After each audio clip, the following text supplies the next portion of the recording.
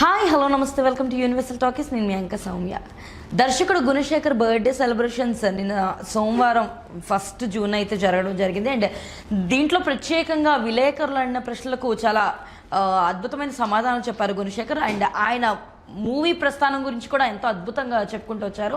ఇప్పటివరకు ఆయన కెరియర్లో తీసిన సినిమాలు రామాయణం అవ్వచ్చు, చూడాలని ఉంది, మనోహరం, ఒక్కడు, రుద్రమదేవి, ఇలా చాలా అద్భుతమైన సినిమాలు తీసుకుంటూ వచ్చారు. అలాగే రుద్రమదేవి తర్వాత 8 సంవత్సరాలు గ్యాప్ ఇవ్వడం కూడా జరిగింది. అండ్ ఆ విశేషాల గురించి ప్రత్యేకంగా పంచుకుంటూ వచ్చారు. అండ్ రీసెంట్గా వచ్చిన యుఫోరియా సినిమా అయితే ప్రతి ఒక్కరు ఆ సినిమా గురించి మాట్లాడుతున్నప్పుడు గుణశేఖర్ 2.0 అని సంబోధిస్తున్నారని, అది నాకు ఎంతో ఆనందంగా ఉందని. సో యుఫోరియా అన్నది మేబీ థియేట్రికల్గా రావాల్సిన మార్క్ని సాధించలేకపోవచ్చు, కానీ ఓటీటీ పరంగా మాత్రం ఎన్నో ప్రశంసలు అందుకుందని, ఒక దర్శకుడిగా ఇది నాకు ఎంతో ఆనందాన్ని కలిగిస్తున్న విషయం అని. ఎందుకంటే గుణశేఖర్ ఒకప్పుడు తీసిన సినిమాలు ఇప్పుడు తీయలేకపోతున్నాడని మాట్లాడిన ప్రతి ఒక్కరికి కూడా ఇది ఒక సమాధానంగా నిలుస్తుందని, ఇంకా అద్భుతమైన సినిమాలు తీయడానికి నేను ప్లాన్ చేసుకుంటున్నానని చెప్పుకుంటూ వచ్చారు. అండ్ ఈ రుద్రమదేవి తీసిన తర్వాత 8 సంవత్సరాలు గ్యాప్ తీసుకున్న ఆయన హిరణ్యకశ్యపు అనే ఒక సినిమా మీద కాన్సన్ట్రేట్ చేసి ఆల్మోస్ట్ సమయాన్నంతా అక్కడే వృధా చేశానండి. నేను లాక్డౌన్ రావడం వల్ల అండ్ టెక్నికల్ వర్క్స్ వల్ల నేను కంప్లీట్లీ అందులో లాక్ అయిపోవడం వల్ల కూడా నా సమయం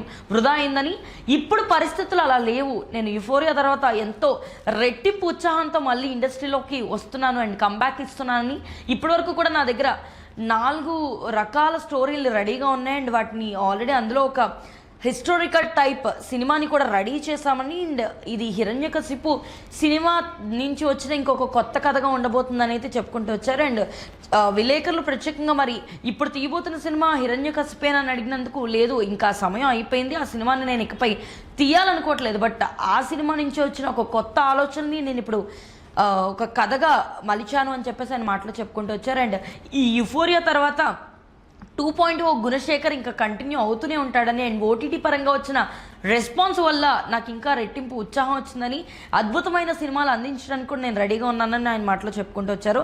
సో ఎలా అయితే ఒక్కడు బ్లాక్ బస్టర్ అయ్యి ఆయన కెరియర్లో నిలిచిపోయిందో, అలా ఇకపై కూడా సినిమాలు రాబోతున్నాయని చాలా గట్టి నమ్మకంతో ఉన్నారు గుణశేఖర్. మరి గుణశేఖర్ సినిమాలో మీకు ఇష్టమైన సినిమా ఏంటి? అండ్ ఆయన కథలు, ఇప్పుడు తీసుకొస్తున్న కథలో మీరు ఎలాంటి కథని ఆయన కెరియర్లో చూడాలనుకుంటున్నారనేది కింద కామెంట్ సెక్షన్లో తెలియజేయండి. అండ్ మరిన్ని అప్డేట్స్ కోసం యూనివర్సల్ టాకీస్ని ఫాలో అవ్వండి.